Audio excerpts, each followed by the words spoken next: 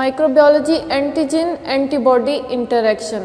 जब हमारे जिस्म में कोई एंटीजन एंटर होता है तो हमारा इम्यून सिस्टम एक्टिवेट होता है और एक्टिवेट होकर इम्यून रिस्पांस शो करता है, जिसके नतीजे में एंटीबॉडीज़ बनती हैं। अब वो जो एंटीबॉडीज़ बनती हैं वो उस एंटीजन के साथ इस तरह से रिएक्ट करती हैं कि उस एंटीजन के अंदर अल्टरेशन होती है, तब्दीली आती है। एंटीबॉडी एंटीजन के साथ रिएक्ट करके उसके अंदर चेंजेस लाएगी, तब्दीली लाएगी। अब in order to provide specific resistance antibody must interact with antigen. Antibody को जो है एंटीजन के साथ लाजमी तौर पर ही रिएक्शन करना होता है। वो इस तरह से रिएक्शन करेगी in such a way that antigen is altered. जो एंटीजन है वो तब्दील हो जाए, उसकी जो खसूसियत है वो चेंज हो जाती हैं। अल्टरेशन में रिजल्ट इन, और उस तब्दीली के नतीजे में अब क्या होगा, death to micro organism that poses the antigen. उस माइक्रो ऑर्गेनिज्म की डेथ हो जाएगी जिसके ऊपर वो एंटीजन लगा हुआ है जो बीमारी काज करता है। फिर दूसरा है इनएक्टिवेशन ऑफ एंटीजन। उस एंटीजन को इनएक्टिवेट कर देता है, यानी कि उसकी जो सलाहियत होती है वो जो बीमारी काज करता है उसको रोक देता है। इंक्रीज ससेप्टिबिलिटी, एंटीजन की हसासियत को बढ़ा देता है, यानी कि एंटीजन कमज़ोर हो जाएगा। नेक्स्ट है वैक्सीन। अब वैक्सीन क्या चीज़ है? Vaccine is suspension of living or killed pathogenic micro organisms modified to make it non pathogenic. Vaccine जो है जिंदा या फिर मुर्दा पैथोजेनिक माइक्रो ऑर्गेनिज्म, ऐसे माइक्रो ऑर्गेनिजम्स होते हैं जो कि बीमारी काज करते हैं, उन माइक्रो ऑर्गेनिज्म को इस तरह से ट्रीट किया जाता है कि वो नॉन पैथोजेनिक हो जाते हैं, यानी कि उनका जो पैथोजेनिक पार्ट है उसको रिमूव कर लेंगे और फिर उसको वैक्सीन एक सस्पेंशन तैयार कर लेंगे। वैक्सीन में वही वाला माइक्रो ऑर्गेनिज्म मुर्दा या फिर नीम मुर्दा हालत में होता है, यानी कि अगर हेपेटाइटिस की वैक्सीन है तो वही हेपेटाइटिस वायरस ही होगा, लेकिन उसको इस तरह से किया होगा कि उसका जो पैथोजेनिक पार्ट है वो रिमूव कर लेंगे। वो जब इंसान के जिस्म में हम इंट्रोड्यूस करेंगे तो बीमारी काज नहीं कर पाएगा, लेकिन हमारा जो इम्यून सिस्टम है उसको एक्टिवेट कर देगा। जब हमारा इम्यून सिस्टम एक्टिवेट होगा तो उसके खिलाफ एंटीबॉडीज़ हमारे जिस्म में पैदा हो जाएंगी।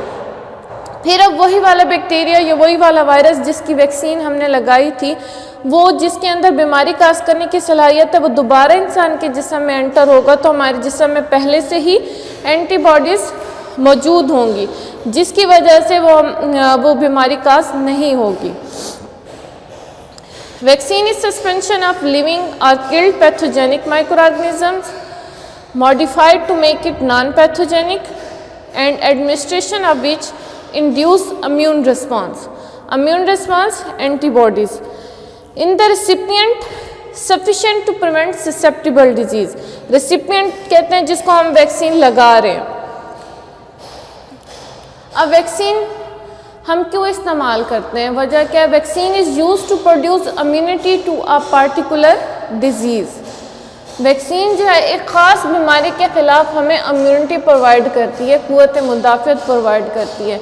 यानी कि पोलियो की वैक्सीन है तो वो पोलियो के ख़िलाफ़ करेगी, हेपेटाइटिस की वैक्सीन है तो वो हेपेटाइटिस के ख़िलाफ़ हमें इम्यूनिटी प्रोवाइड करेगी। वैक्सीन वाली टर्म जो है सबसे पहले एडवर्ड जेनर ने इस्तेमाल की।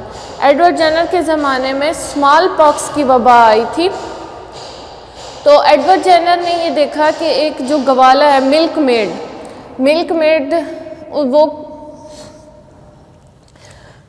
जेनर ने ये देखा कि एक जो मिल्क मेड है वो गाय का दूध निकालता है, उस गाय को भी काउ पॉक्स की बीमारी है, लेकिन उस मिल्क मेड को स्मॉल पॉक्स नहीं हुआ।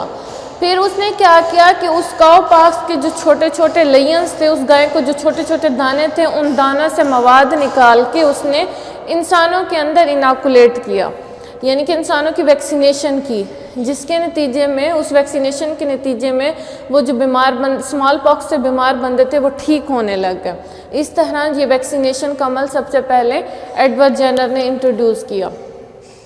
The term derived from Edward Jenner use of cowpox which when administered to human provide protection against smallpox। उस काउपॉक्स गाय के जो छोटे छोटे दाने थे वहाँ से मवाद निकाल के उसने इंसानों को लगाया, तो उस मवाद ने इंसानों को स्मॉल पॉक्स के ख़िलाफ़ प्रोटेक्शन प्रोवाइड की, स्मॉल पॉक्स के ख़िलाफ़ इम्यूनिटी प्रोवाइड की। Generalise that milkmaid who had contact with cowpox, Jenner ने ये देखा कि वो जो गवाला है, मिल्क मेड है, जिसका वो जो गाय की देखभाल करता है, गाय का दूध निकालता है, उसको स्मॉल पॉक्स नहीं हुआ। वहाँ से फिर उसने ये सारा वैक्सीनेशन का अमल किया। The process of distributing and administrating vaccine is called vaccination. अब वैक्सीन लगाने का अमल जो है वो क्या कहलाता है? वैक्सीनेशन कहलाता है या फिर इम्यूनाइजेशन कहलाता है। फिर ये जो काउ पॉक्स से मवाद लेके स्मॉल पॉक्स की जो वैक्सीनेशन की जाती थी, ये फिर 1848 में जाके इंग्लैंड में इसको बैन कर दिया गया। Vaccine can be used as prophylactically and therapeutically. Prophylactically होता है एहतियाती तौर पर, यानी कि बीमारी होने से पहले ही हमने उसको इलाज करना है, एहतियात करनी है। जैसे कि हेपेटाइटिस की वैक्सीनेशन करवाते हैं, वो प्रोफाइलेक्टिकली होती हैं। इसके अलावा थेराप्यूटिक, यानी कि कैंसर की जो वैक्सीन्स हैं वो थेराप्यूटिकली इस्तेमाल होती हैं। वैक्सीन में भी dead or inactivated organisms or purified product drive from them. Vaccine जो है या तो मुर्दा है या फिर नीम मुर्दा है। नीम मुर्दा मतलब उसका जो पैथोजेनिक पार्ट है, जो बीमारी काज करता है, उस हिस्से को निकाल लेंगे, या फिर उस माइक्रो ऑर्गेनिज्म से ड्राइव्ड शुदा प्रोडक्ट है, इसको हम क्या कहते हैं? वैक्सीन।